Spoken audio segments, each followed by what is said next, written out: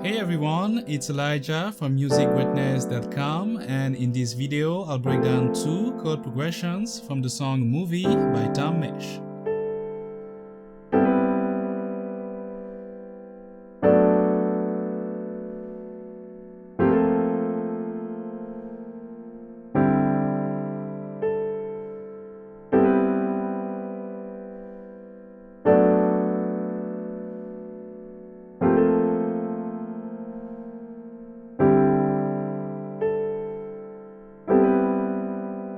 This is episode 2 of Why It Works, the series where I'm focusing on explaining how and why chords fit in a chord progression even though those chords are outside of the key.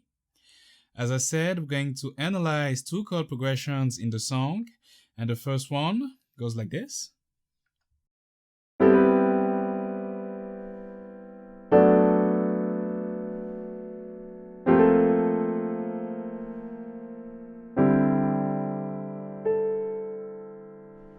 So, the chord progression I just played serves for the intro and also the verses in the song. We're playing in the key of G. And that chord progression starts on the 4 chord in G major, and that's C, C major 7.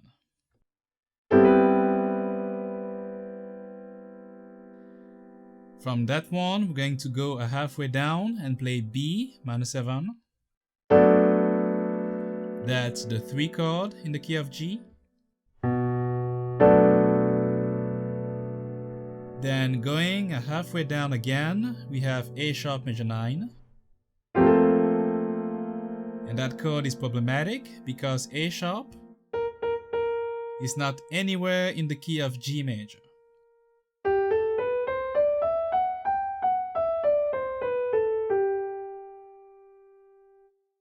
So that's the 1 chord I will explain in detail in a minute. And finally, the progression ends on the 5 chord on a D11, followed by a single note played on the right hand, and that's A. So from the top, C major 7, B minor 7, A sharp major 9, and D11. Okay, back to that problematic A sharp major 9 chord. I will first explain the voicing I chose. That voicing started on an A sharp major 9 inversion on my left, so that's the basic position for A sharp major 9. If I take the lowest note, A sharp here, up by an octave, I have this. D, F, A sharp and C. If I redo the same thing, so I take the lowest note, now D, up by an octave, I have this. F, A sharp, C, and D. Okay, now from that I'm going to take out the major 3rd from the chord, and that's D. And I'm left with F, A sharp, and C. That's for the left. On my right, I'm doubling the 5th using my thumb, and I'm also doubling the major 7th, A. So that's how I ended up with that position. Okay, now why that A sharp, clearly being out of the G major scale, still managed to fit in well in the progression? There's actually several reasons that could explain why that could work, but given the context, I think that this A sharp major 9 is made possible with 2 principles. The first one is the chromatic movement, and the second one is the voice leading. Let's start with the first one, the chromatic movement. The term chromatic refers to half steps. For example, if I were to play one note, let's play C, and I wanted to get to E playing chromatically, it would mean that I have to play every single half steps or half tones in between those two notes. So in between C and E. So from C, if I play one half step above, I have C sharp. One half step above that, I have D. Again, one half step above that, D sharp. And one half step above D sharp, I finally get to E. So simply, a chromatic movement from C up on E means moving in half step between the two. So playing every single note in between. Let's use another one from A down on D. We get this.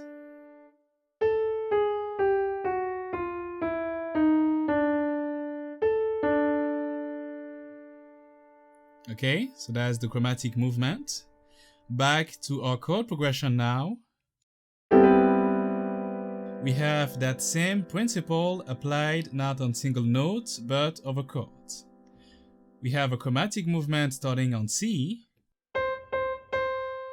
playing the C major 7 chord in the progression, going down a half step on B, and that's B minor 7,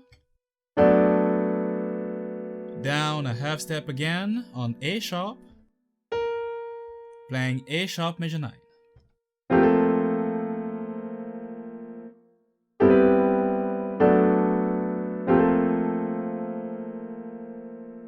Now, with a chromatic movement, the notes can be played one after the other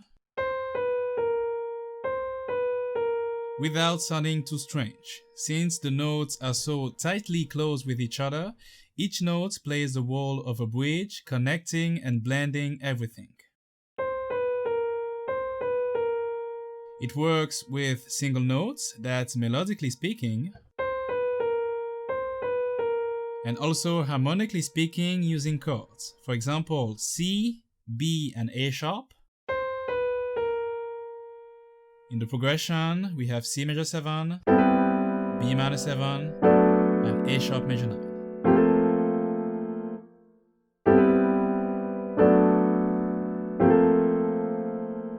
And that's the strength of the chromatic movement.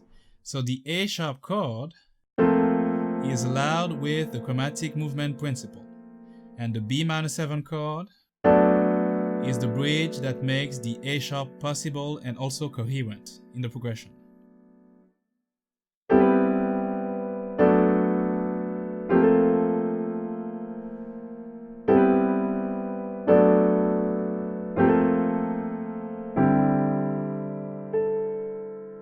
It is also made possible by a principle called voice leading.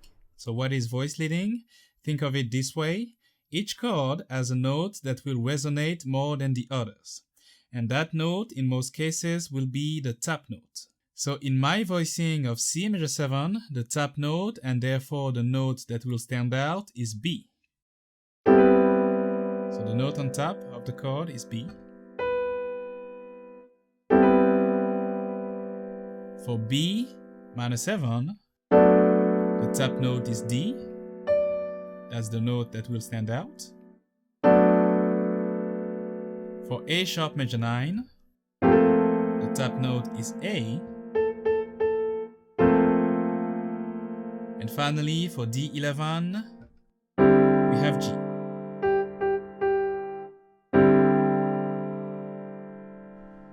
So the voice leading of that chord progression is B, D, A, and G.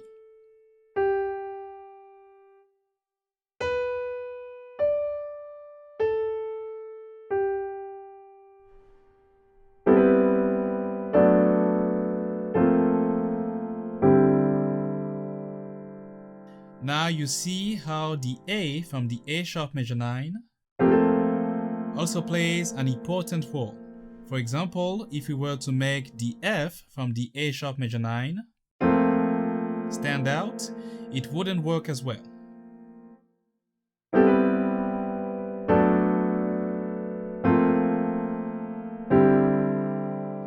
the voice leading is B, D, F, and G.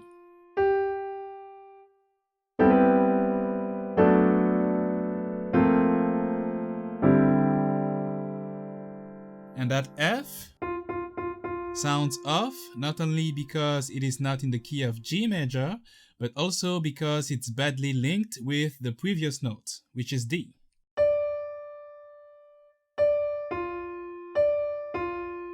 As you can see and hear, the two are very far away from each other, so it don't work quite as well as the A does. So let's compare the two voice leading.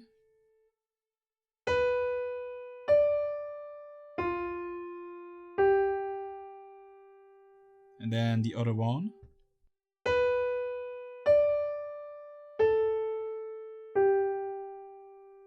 Now with chords. Now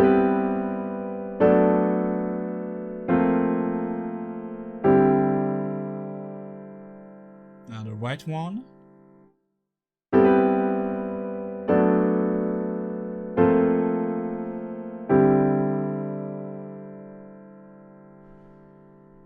So that explains the A sharp major 9. Thanks to the chromatic movement and also the good voice leading.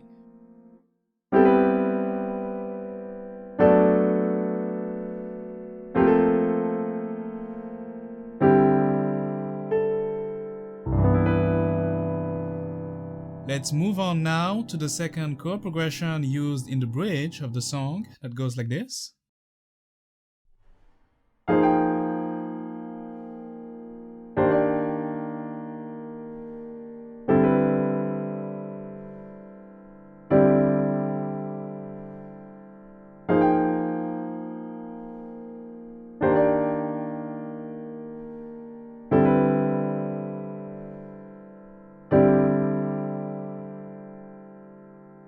For that chord progression, we're playing over 3 chords, starting on A sharp 13. The second one is D sharp major 7. Ending again on D, this time playing D13. And later playing E, G, and D on the right hand.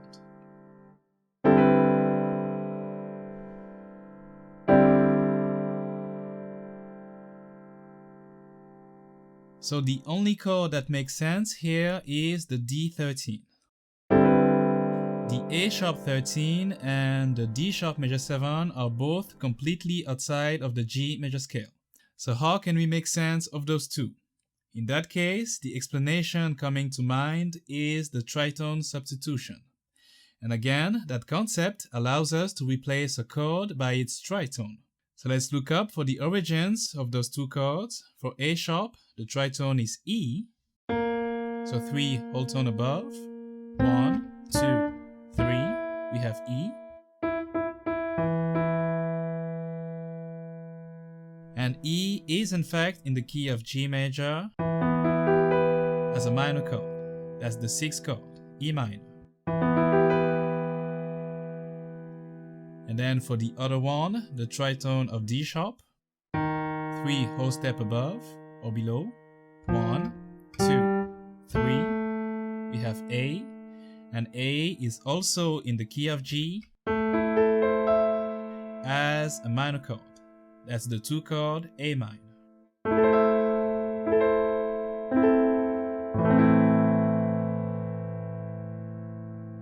So with that in mind, the original chord progression is E minor, A minor, and D13.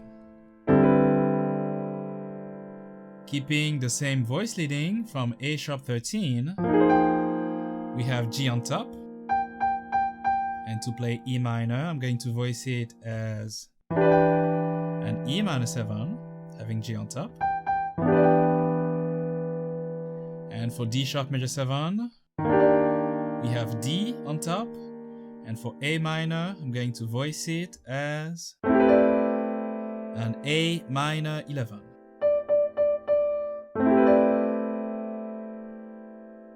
So now the progression sounds like this.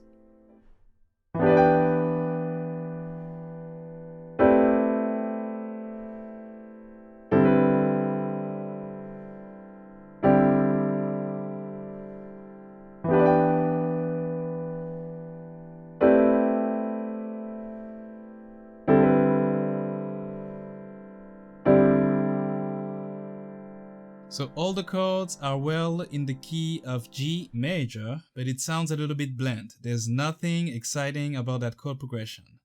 And that's where the tritone sub comes into play. So just like we're playing E minor, A minor, and D13, perfectly in the key of G, but we're going to replace the first two chords by their respective tritones. So now for E, we get A sharp,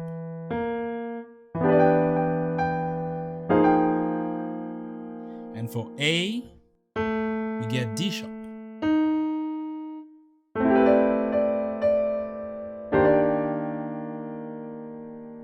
Playing this way.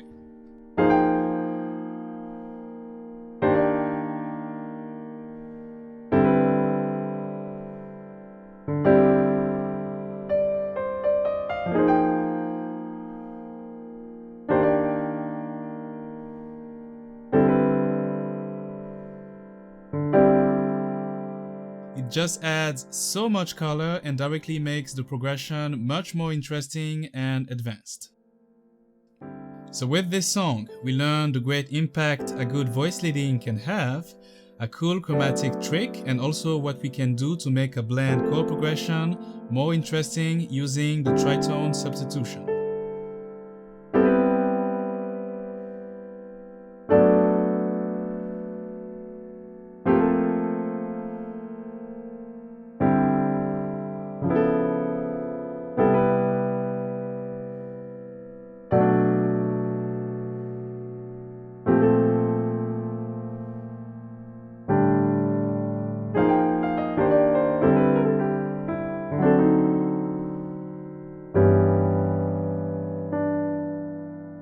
As always, thank you for watching, I hope you learned something, and I'll see you next week for another episode of WhyItWorks.